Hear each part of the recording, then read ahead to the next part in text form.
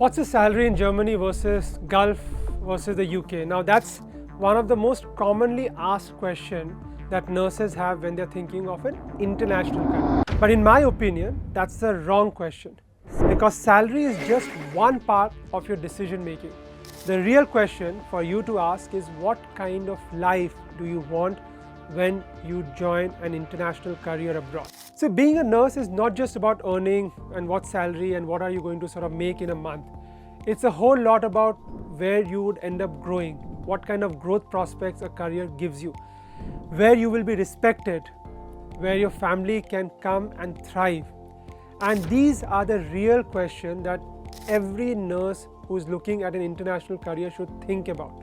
Now, before I paint you the entire picture, let me start with how the entire ecosystem looks like back in India, because this is one market that all of us are extremely familiar with. So let's say a nurse in Kerala earns anywhere between 20 to 25,000 a month. They work across shifts. They will spend anywhere between 12 hours to 18 hours every day at the hospital. So it's a long working hours. Respect, it depends sometimes on the hospital, which city or what kind of patients you are dealing with. Growth, you may say, yeah, it exists, but it is slow for a nurse joining in early in their careers. But still, many nurses choose to stay back in India because it's the home, it's closer to your house. It's the comfort zone that allows you to work in India, because you feel that in that comfort zone, you can thrive and do very well. But for many of those who are dreaming bigger, where to go next, what are the key questions that you should have before you look abroad? So now we understand India, let's start looking at the Gulf. Gulf looks extremely exciting because at first sight, the salary in Gulf regions will be anywhere between 5 to 6 times higher than what you would earn in India. You will get clean housing. The great part, no income tax. Sounds great, right? But that's where you need to start looking at the fine print as to what the overall context is about. Now let's look at the hidden cost of Gulf. Because most of the jobs in Gulf region are meant for you as an individual. What does that mean? You can't bring your spouses, you can't bring your own kids. Even if you're married, you need to live alone. There is no long-term PR path. So even after working for 10 years, you can't end up getting your own permanent residency.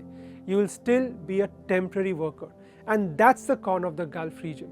While the salary and the growth prospects are great, but what you end up getting from a family perspective is not the best. So now let's come to the UK, which is very familiar because it's an English speaking country. You understand the system, you understand the language. And UK is very, very well structured because under the NHS, things are very well organized. But UK also in the recent times have faced many, many challenges. Visas have gotten much tighter. Earlier in the UK, you could have brought your family along, but today they do not allow the families to come along with the work visa. NHS, which is the mothership which manages all the health systems in the UK, is under massive stress, and therefore salaries aren't keeping up to the inflation. So while in certain situations you can bring your family, but the expenses add up significantly. So by the end of the month, you don't end up saving enough. So great language, familiar language, good salary, but high expenses and lack of the ability of bringing your own family are the cons of what the UK offers. So now let's talk about Germany. Now Germany is a different market altogether. There's a massive shortage of about 5 lakh nurses that is needed by 2030, and that's the official statistics and not any WhatsApp forward. Negative aspect of Germany is the language, and language has been a big barrier because German language is not easy to learn. And a lot of Indians have made it even worse because they come up with crash courses, short-term courses, online programs with fake promises. But slowly, while the system is broken, things are changing in Germany. How are these things changing in Germany? The first thing is, the German government is extremely open about bringing migrant workers into Germany. Just in the last year, in October, when the Chancellor came to India, the German Chancellor came to India, he decided to move the cap of visa from 20,000 to 90,000. So that's a 4.5 times increase in the number of visas that can be offered to Indian workers. And nurses are one of the most critical aspect of the visa category that the German government wants to offer. That's the first bit. The second thing, Germany allows you to bring your family. You can bring your spouses, you can bring your kids, you can get your family along with you when you are doing a job in Germany. The third critical thing about the German ecosystem is it allows you to have access to PR. Germany has got this huge advantage that if you spend about 2 to 2.5, 3 years, you can land up getting your PR in Germany. So in all, Germany offers the benefit from a family perspective and makes it a lot attractive. Beyond that, the education is free for your kids. Your kids can learn for free, not just at the kindergarten or school level, but throughout till the postgrad level, the entire education is free. You have social security, you have insurance, you have free healthcare. All of these things make Germany an extremely attractive destination for any one of you to come. But what is missing in Germany? It's the language. The real catch is the language, because none of it will matter, all the benefits and all the positive that I spoke about, if you do not understand and speak the language well. Just passing B2 examination in Germany isn't enough, because if you have to live in Germany, it's not just about clearing an examination, but being able to have the right conversation when you are in Germany. So what usually goes wrong is for many nurses, they land up in Germany and then they freeze. Because while given the fact that they have cleared the examination, they know how to read and they know how to write, but they cannot speak proper German language. They can't connect with their colleagues, their neighbors, the entire society at large. So slowly, many nurses who are not good with spoken German, they start isolating and they start shutting themselves down. They get lonely. This is where the agencies have failed miserably, because most agency comes to you and tells you that, look, I will train you German in a very quick and short period of time, and I'm going to train you to ensure that you clear and pass the examination. But they don't come with a thought process as to how you should build a life in Germany. And that's why most nurses struggle once they land up in Germany. Not because they aren't skilled. They are really skilled well because the education system is very good in India, but because they aren't integrated well into the society. So all those things, you won't find that in brochures, because none of the brochures will say this properly.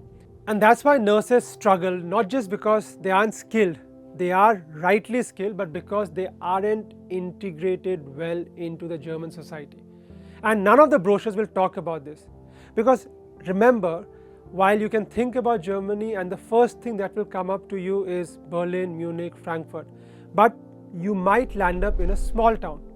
Most of your patients are going to be 70, 75 plus years old, because the average age of Germany is 47. They are not going to speak English with you. So there are smaller nuances, because Germans, for example, are very direct and very clear and very to the point when they're giving feedback. And that sometimes may feel rude to you, but that's the cultural nuances that you need to understand. When you land up in a hospital as a nurse, when we are first landing up there, we put hair oil onto our hair, and that creates a different kind of smell, which the Germans don't appreciate. So you need to be clear about these small differences between the Indian culture and the German culture. And it's not that one thing is good and the other is bad. It's just that they are different. And for you to be successfully integrated into the society, you need to understand and appreciate those differences so that you don't feel lost when you land up in Germany. Because remember, when you are looking at a job in a global context, it's not just one state in India or one city in India versus another. It's a global competition. We are competing with nurses from Brazil, nurses from Philippines, nurses from North Africa, nurses from Southeast Asia, and they are all learning German and they're training really fast to land up in Germany. Indian nurses, we all know, are world class, but it is the difference that comes up in confidence and communication which differentiates us from other nurses. And those are the areas that all of us need to focus on for us to really win this global race. What's the risk of landing up in Germany unprepared? So the biggest risk for you would be that while you land up there, you end up getting disillusioned very quickly and you want to return back to the country.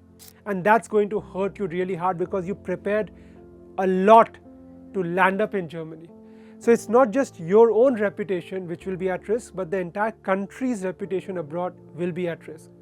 And therefore, for any nurse who's looking at going abroad, do not just start and end with that single question, what's the salary potential and what's the income potential? Go beyond that. Ask questions around a holistic lifestyle that you will get in that destination country. Can you bring your spouse? Will your kids be allowed to come there? How about the education of the kids? As an individual, personally, professionally, will I be respected? Can I settle down in that country in the long run? Will I be mentally strong and stable when I land up in a foreign land? All these are extremely important questions for each one of you to ask as you're looking at international careers. Because remember, at the same degree, the same skills can land up with different kind of outcomes and different kind of career paths for you. It is up to you to choose what suits your own needs. It is up to you to choose the one that helps you grow both personally and professionally, and not just the one that is going to pay you more today.